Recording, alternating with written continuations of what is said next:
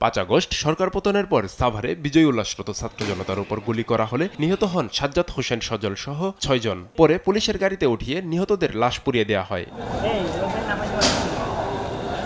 এ ঘটনায় শহীদ সাজ্জাদ হোসেন সজলের মা শাহিনা বেগম বাদী হয়ে আন্তর্জাতিক অপরাধ ট্রাইব্যুনালে মানবতা বিরোধী অপরাধে সাবেক প্রধানমন্ত্রী শেখ হাসিনা সহ 40 জনকে আসামি করে মামলা করেন। এ মামলায় 27 নম্বর আসামি আশুলিয়া থানার সে সময়ের পরিদর্শক মাসুদুর রহমান। গত বছরের 15 ডিসেম্বর থেকে শরীয়তপুরের পালং মডেল থানার পরিদর্শক হিসেবে বদলি করা হয় তাকে। তবে 24 এপ্রিলের পর থেকে তিনি আর কর্মস্থলে আসেননি।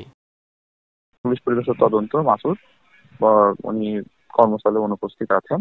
তো বর্তমানে তার এখানে একজনকে পদায়ন করা হয়েছে। হত্যাকাণ্ডে জড়িত থাকায় পুলিশ সদস্য মাসুদুর রহমানকে দ্রুত গ্রেপ্তার করে আইনের আওতায় আনার দাবি জানিয়েছে বৈষম্য বিরোধী ছাত্র আন্দোলন ও মানবাধিকার সংগঠনের নেতারা।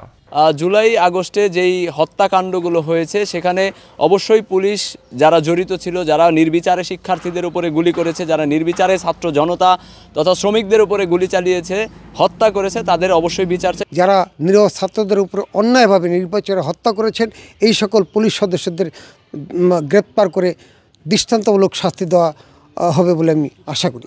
এদিকে মাসুদুর রহমান অনুপস্থিত থাকায় তার জায়গায় নতুন পরিদর্শক নিয়োগ দেওয়া হয়েছে। নিউজ ডেস্ক, দেশ টিভি।